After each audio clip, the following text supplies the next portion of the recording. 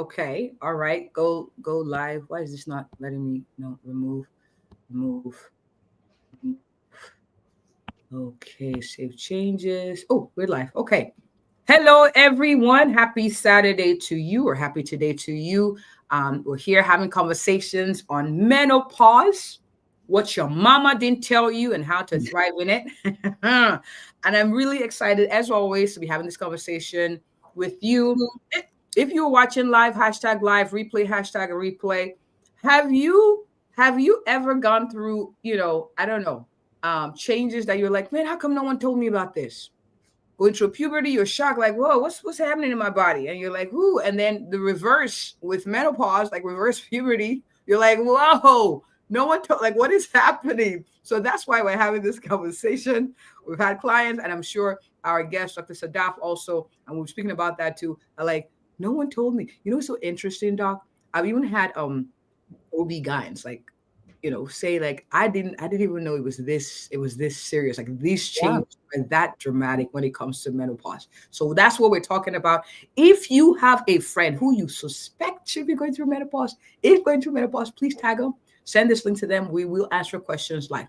Now, that being said, I want to introduce our guest. I have known her for at least 3 years now, Dr. Sada. Yeah. Yeah, Yeah. 2 years. She's amazing. Yes, her skin looks as beautiful as it appears. When I met her, I'm like, wow, man, your skin looks really good. Um, but she is an amazing woman. She is an OB-GYN. She's also completed her doctorate in osteopathic medicine. She's a TEDx speaker, and she did also the Ishwish Fellowship. She's going to explain that because there's a lot of um, um, consonants on that one. And yes, so a lot. So, and she has a podcast called Muslim Sex Podcast, where she helps make sexual and menopausal education accessible. And those conversations that people are a little afraid to have, she makes it simple. So, Doc, thank you so much. She's also an author, co-authored a book, Made for More. She also had, man, Doc, you're so accomplished. So I'm going to stop talking, and please introduce yourself, who you are, what you do, and Dr. Sadaf, why you do the things that you do.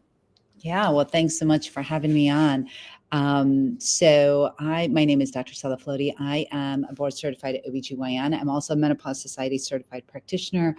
I'm an Ishwish Fellow. Ishwish stands for the International Society for the Study of Women's Sexual Health. And basically, it's an organization that is an international organization that focuses on women's sexual health, sexual dysfunction, does a lot of research and all of that. And I'm a fellow of that organization. And so I do what I do because, for so long, there's been a huge void in this subject matter. And as you know, women have not been included in research up and even as late as 1993, I think is the first time women were included in research. So there's such a huge gap in research and in our knowledge, and there's so much fear around menopause, perimenopause, and hormones that I thought it was really important to, get more knowledge in this and then share it with my patients. And yes, I am the host of the Muslim Sex Podcast, which is a podcast for everyone, not just Muslims. I focus on menopause, perimenopause, and sexual health. Awesome. Thank you for doing what you do. Now, Doc, what is menopause? What is it? You look scared. Because it's like, am I in menopause? I'm menopause. Am I pre, post, pre, inter? What is menopause? Yeah, so menopause is officially defined as 12 months. So you go like 12 months without a period at all. So the time before that is considered perimenopause, and it's really like a one-day event. And then all the time after that is considered postmenopause. And I always find it interesting when women tell me that, oh yeah, menopause, I went through that a few years ago. Now I'm done. It's over. But you're never done because all the time after that is postmenopause. So you're still in it until you die.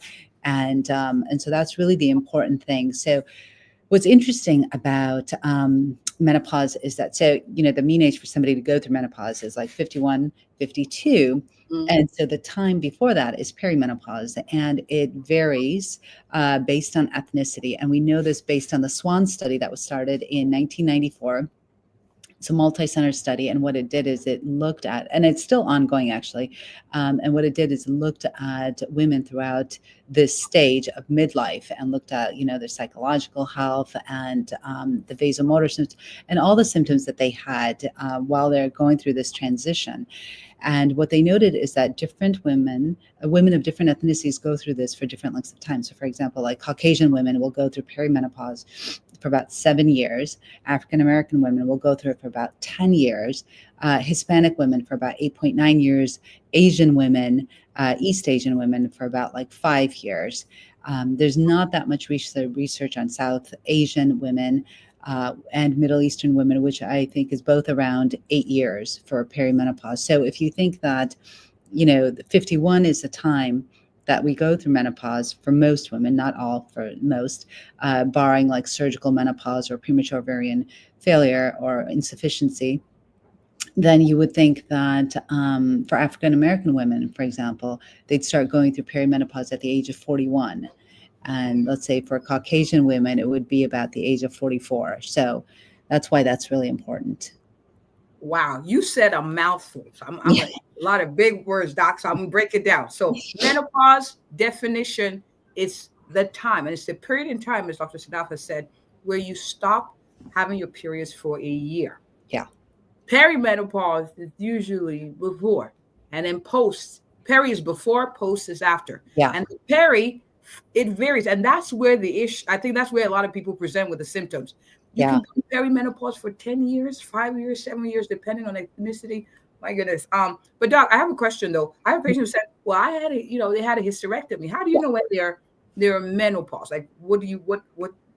Yeah, like how do you know that, right? So, right, one of the key features of perimenopause is menstrual irregularity as your menses start to. So for some women, they become like closer together, and eventually they become further and further apart, so that you don't have menses for like a whole year. But like, what happens to women? Just what you said, right? Like let's say they've had an endometrial ablation, or they've had a hysterectomy, or something where they are not menstruating, but they still have their ovaries intact, right? So how do you know when they start to go through it? You can absolutely get hormone levels, right? You can check their FSH and their LH, which are hormones that are secreted from the pituitary gland, right? We know that hypothalamus pituitary axis. So the hypothalamus acts on the pituitary releases hormones that then go and act on the ovary. And it's kind of like the way that I explain it to my patients, it's like that hormone is kind of like knocking on the door, right? Saying like, hello, wake up, ovary, are you still there? And if the ovary is still working, it's going to release like some estrogen and progesterone, and even, depending on the time of the cycle, even testosterone. But excuse me, but when it's no longer working like that, those hormones are like knocking on the door saying, hello, are you there?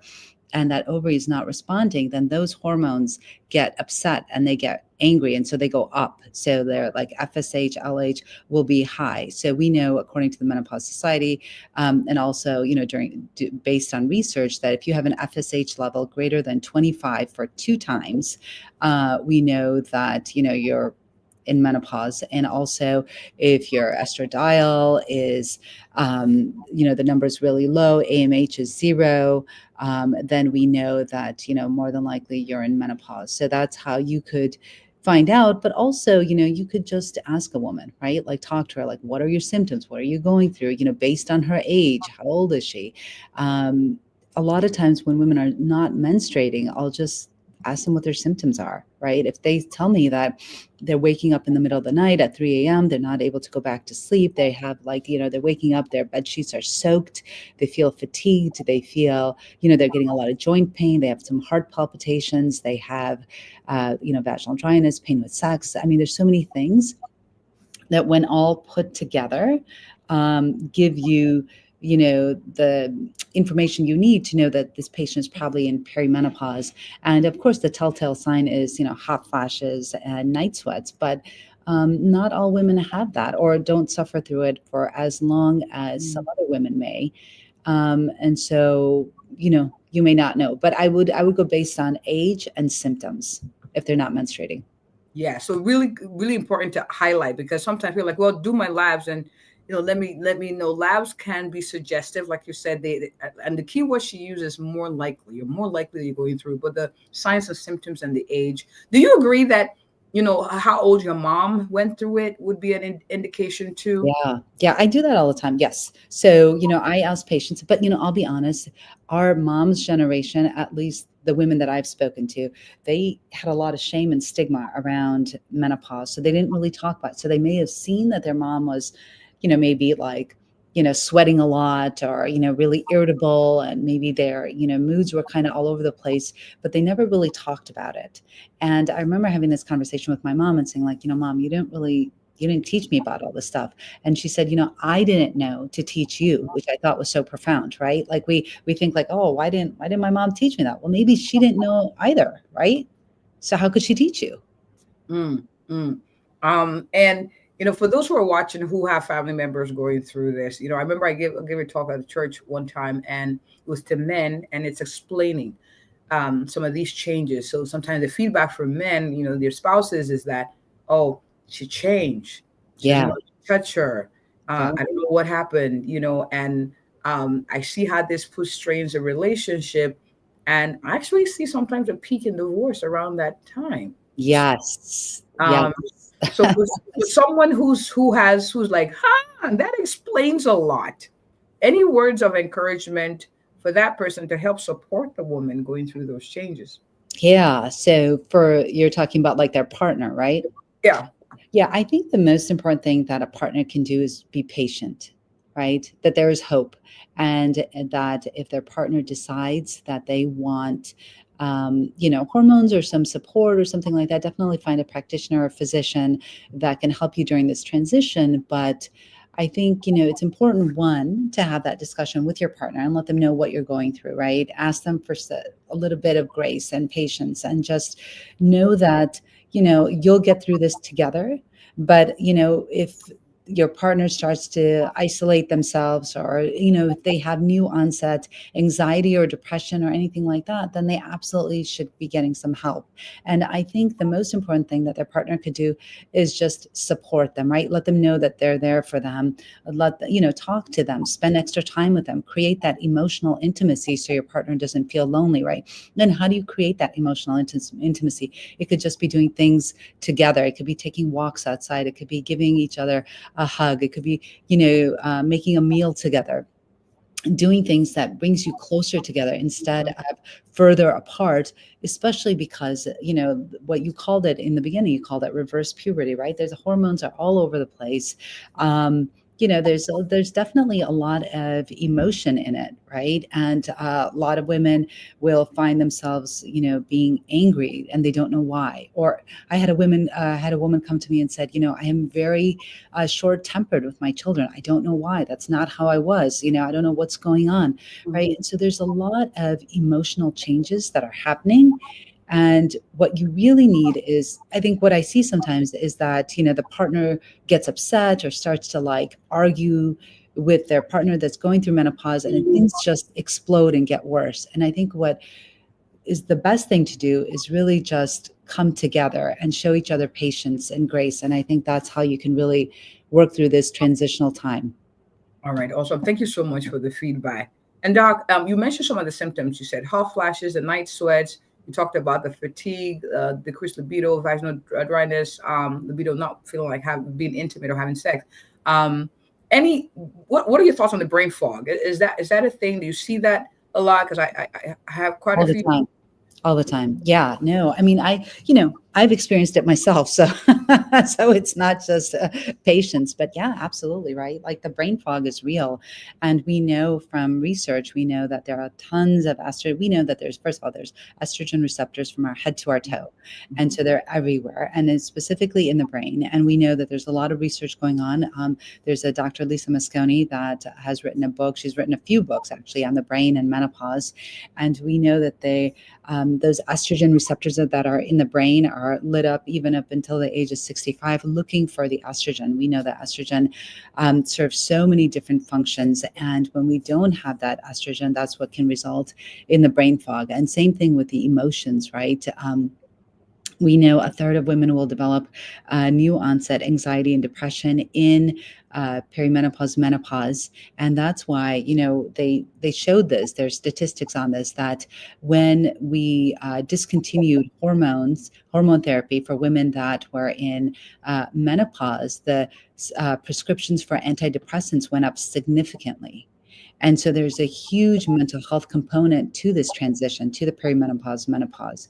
And so that's why it's so important to get the help that you need. But absolutely, to your question, there is definitely, lots of women suffer from brain fog. Mm. Now, of course, these are medical suggestions. We do recommend that you go talk to your own doctor to come up with a plan for you. But, doc, now we know the things. We know, okay, this is menopause, this is perimenopause, this is postmenopause. Are there things that we can do naturally to help? And then I want us to go to the question of, options when it comes to medications, of course, generally speaking, doc. Yeah. So if you are thinking about, things quote unquote naturally, you could, you know, I'll be honest, I don't know.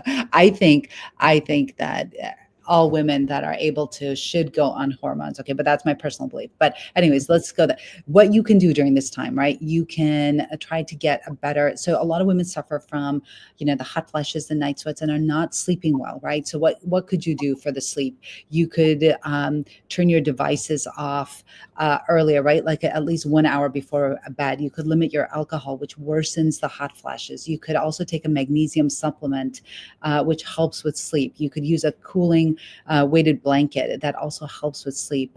You could also use cognitive behavioral therapy. And what that is basically changing your thoughts, right? So we know that if we have these certain thoughts that kind of go through our brain and we feel like we can't change them, but we know that if we can change our thoughts, then we can change our feelings, because our thoughts affect our feelings, and then our feelings will affect our actions. So if we are able to change the top part, right, which is our thoughts, we can change our actions, which will also help how we go through this transition in life, right? So if we're thinking like, perimenopause or menopause is like this awful thing, and I'm never going to get through it, and it's just, I hear it's just like the worst thing that ever happened, then we're going to be anticipating that horrible event, right? But what we have to do is we have to actually embrace it. Menopause is not horrible. Perimenopause is not. I mean, definitely women can suffer through it if they're not able to get the correct guidance and treatment that they need during this transition. But if we change our thoughts and think that menopause is this amazing time where I can kind of reset, right? Or perimenopause is this opportunity for me to work on myself, right? So what I noticed in perimenopause is that a lot of women will start to develop these metabolic syndromes, right? Like they'll start to get diabetes, they'll start to get high cholesterol, high blood pressure. And so for me, what I think, and this is what I tell my patients, is that, perimenopause is this window of opportunity into your future. So if you can start to change those habits now, you can prevent chronic diseases later. So, for example, if I get blood work and I find out that I'm pre-diabetic, right, which is common in South Asians, because we have an increased visceral fat, all the stuff based on our genetics. This is my opportunity now to prevent getting diabetes later on. So I need to make changes, right? So this perimenopausal time is my opportunity to make a change. If I start to develop high blood pressure, I know that, maybe I need to decrease my salt. Maybe I need to start to increase my exercise, increase weight bearing exercises, all of those things, right? That's going to be important. Mm. My cholesterol is high. If my cholesterol is starting to go up, before it was always normal, now it's trying to, creep up. What can I do? Maybe I need to change my diet, go on more of like a Mediterranean diet. Maybe I need to eat more vegetables, maybe increase my fiber, all of those things, right? To prevent the chronic diseases of high cholesterol, diabetes, high blood pressure later on in life. So that's what I feel like people could do, quote unquote, naturally, is really assess their lifestyle habits and see what they can improve on. And definitely, increasing protein is really, really important, because what happens as we get further along in midlife, we start to lose muscle mass. Even into our 30s, we start to lose muscle mass. That muscle mass loss significantly increases in menopause, right? We start to lose more muscle mass. So this is our opportunity in this perimenopause, menopausal time to increase our protein intake, increase our weight bearing exercises, and increase, fruits and vegetables and things like that, that will keep us healthy longevity and living longer, but living healthier and longer. I love it. I love it. And we're definitely into helping people live long and well. You know, one of the things I tell my clients, I say, menopause is a gift. It's where it says, Yes. you've owed me sleep, you've owed me boundaries, you've owed me asking and receiving help, you've owed me better eating habits, you've owed me this. Now it's time to pay up. So it's more like where you're forced into a corner to Yes. self-care, the Yes. deeper dimension for you. And so I see it as, it's a gift. And so we embrace it. We can't, there's no escaping it. So might as well work through it. Now, Doc, I'm going to ask you this question. I like how it's easy to have this conversation with you, but some people watching are like, I don't know how to bring this up with my doctor. Yeah. Do you have any tips before we go into the medications piece? Like, do you have any tips on how to advocate for yourself at the doctor's office to bring up this conversation? Yeah. So definitely what I would do is I would not bring it up at your annual exam. Okay, your doctor is doing like 50 things, right? You're laughing because you know that's true, right? Every single patient will come in and they'll have like, you'll do their full exam and then you'll be like, you have your hand on that door handle and you're leaving and they're like, oh, by the way, I feel like I'm going through perimenopause. And you're like, oh my God, this conversation, it will take another hour. So I would make an appointment just for these symptoms, right? I would just say like, hey, listen, I've been doing a lot of reading. I think that I may be in perimenopause, or I've been gone a whole year without a period, so I'm in menopause now. Now I need to, I've been thinking, and I want to do stuff proactively to promote my health as I get further along, right? I don't want to see myself as 90 years old in a nursing home bed, with a fractured femur or hip and just waiting on other people to take care of me. So, I would just set aside an appointment, a time that you can talk about this and make sure that they give you enough time, right? I know that in corporate medicine, it's really difficult because, doctors only have like 15, 20 minutes, right? At most 20 minutes, if you're lucky, with their patients. So I would just set aside a separate appointment time just to discuss this. I like that. So ask, you should receive. So you got to set up time, have the conversation. What I do sometimes, because sometimes I do the pap smear, I'll have the conversation, but I usually tell them it's a combination. And I ask, I know to ask because I know women, some questions they don't like to ask. I'm like, oh, so how's this going? How's sex? How's this? And they're like, oh, rare. I'm like, well, you going to bring that up? No. Okay. Yeah, So, exactly. and for clinicians who are watching too, we've got to tease out these questions because they do affect quality of life. It's a whole season. And so that's why these questions are important.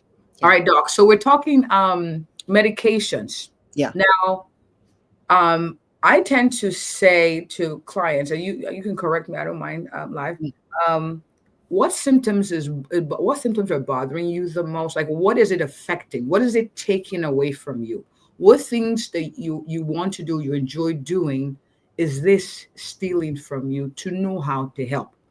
But what's your approach when it comes to, what, here are options as far as medications for patients? Yeah, yeah. So what I do is that's exactly it. Like when a patient comes to me, I ask them, kind of what's going on, where they're struggling the most, and what are ways that I can help them, right? So if they tell me, like, for example, I had a patient yesterday, just kind of like a meet and greet, and so she was talking to me and she's telling me, and she's this high powered professional, and she's telling me that her main concern is executive functioning. And she's mentioned that a few times during our little meet and greet. And I told her, I was just honest. I said, listen, I can help you with the hormones, and the hormones can help you with the executive functioning. Absolutely. But if you're specifically looking for executive functioning, I'm not an executive functioning coach. Right. Mm, So mhm. I always tell people, like, you got to tell me what's bothering you the most, and I'll tell you if I can help you. But I'm Mhm. not going to overpromise and then underdeliver. Right. Right. That's not what I'm about. So I actually referred her to, like, maybe go seek out as an executive functioning coach. But absolutely, that's the way I start that conversation too, is what are the things that are bothering you the most? And let's see how we can best help you so that you can go on and move on with your life. So Typically when we start that conversation, I always bring up hormones, right? Because I do, like, I show them, I've done a few webinars. So I have like these slides that I've created. And so I show them what's going on with like their estrogen, how it's kind of like a roller coaster. It's like up and down.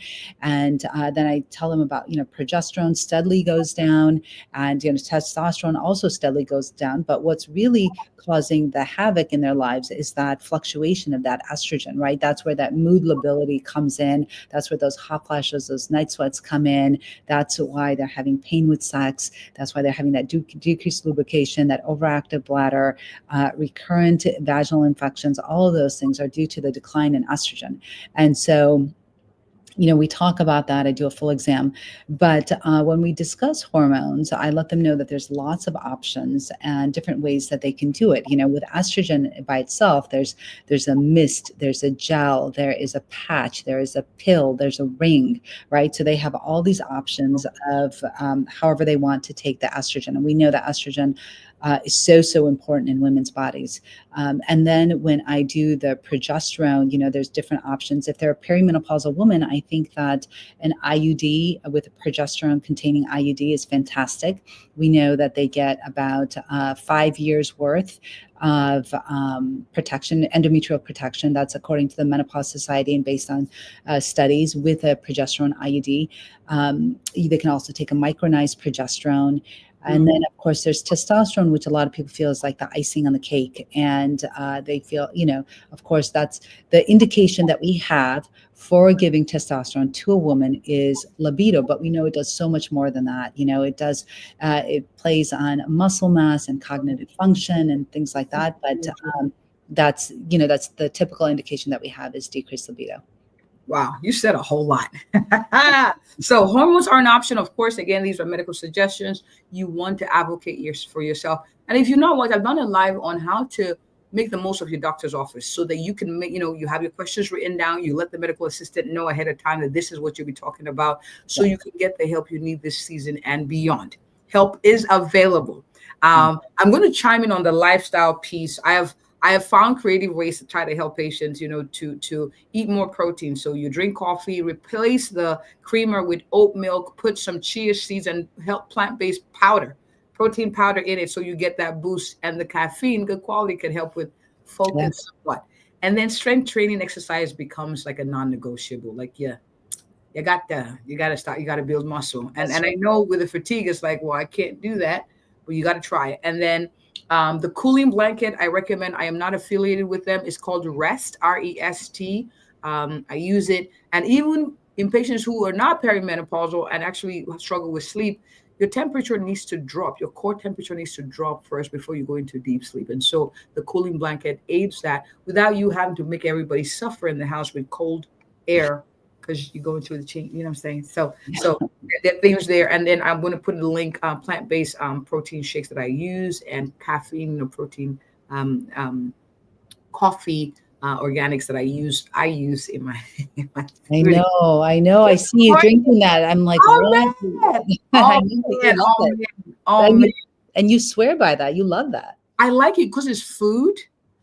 For me, it's like I want to eat my way. Of course, I recommend hormones as well, especially depending on what the symptoms are. I tell people I'm glad it's a gift and it's an option, but I'm doing this daily and I can tell the difference. I want to eat my way to better health. So there's a balance of the two, and you touch on some of the lifestyle pieces too. But Doc, we got 2 minutes. Wow, that went by quickly. This was so good, Dr. Sadaf. I'm glad that we finally did this. I know. We've been trying for so long, and this is great. We're gonna do a part 2. So, yes. What is if someone is? Let me see. Which question am I gonna pick now? What's one truth about menopause you wish every woman heard from her mama, her auntie, or big sister growing up, so we can influence the next generation? Yeah. So, there's so many, right? I just feel like, okay, I'm going to give you 2, not one. I'm going to give you 2 for the price of 1. Thank you. Okay. One is that hormones are safe for most women.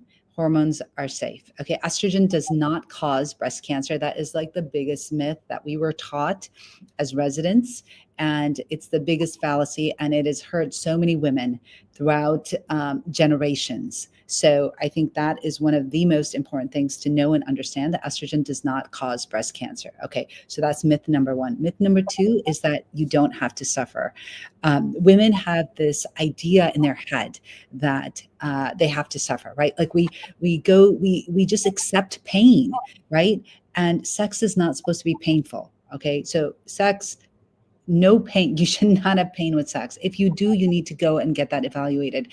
Women are so used to suffering all the time. I had this conversation with another physician. So, when we are young, we have our menstrual cycle, we suffer, we're in pain there. If women have endometriosis, if they have fibroids, they suffer there. Then they're in labor, they're in labor. And me being an OBGYN, I see women all the time that, want to do natural childbirth, which is totally fine. I get it. You do whatever you want to do, but you don't need to suffer. Nobody's going to give you a medal at the end of this labor. Nobody's going to give you this award that here you go, you did it without pain meds. Like, I don't care. I need that epidural, right? And lastly, when you're going through perimenopause, menopause, you don't need to suffer. Okay. Again, no one is going to give you a badge. No one is going to say, wow, you did this amazing, and on your gravestone, it's going to say this woman suffered and she was amazing. No, you don't need to. Why do you need to? We have so many things to help you. Okay. You need to get the help that you need and find a practitioner. If you go to your doctor and they don't have time to listen to you, say goodbye and go and find another one that actually has time for you. So those are my little pearls for your Thank audience. you so much. Those were powerful. And I want to speak to what you said about the martyrdom. We feel like we had to suffer. And of course there are challenges in life and there are seasons where you will, but one of the things I found is that when we take care of ourselves, we're more present, you're more mom, you're Yes. kinder, Yes. you pick up on things going on with your children better. Yes. You're a 100%. huggable wife, not a Mm. wife that the spouse wants to hide from. Yeah. Increase your capacity. This understanding freed me years ago. Like why? Like I feel like I felt like if I didn't suffer, if it didn't cost me so much, I wasn't a good mom. But instead, now I'm learning ways to empower my kids. You can make your own meal. We can make, more fun meals, but I can have meaningful conversations with you to teach you about being a better human or dealing with mind drama. Yeah. Because you understand. So for women listening, this is not, the switch is not usually overnight where you go from, well, who, I don't care, whatever, do whatever, we want to emote, we want to pour, but we can increase our capacity when we take care of ourselves this season. We're able to do more and be more. That's what Dr. Sadaf is saying. Yeah. 100%. 100%. And I think that, we are so lucky to be living in the United States of America, right? We know that there are so many people throughout the world that are right now suffering. We have the modalities, we have the medications to help. There are women that are living in countries that I know of that have no access to hormones. And so if we want hormones, if we want to age a certain way, we have the ability, we have access. And I think that's what it boils down to, right? We have the knowledge, we have the education, we have the access.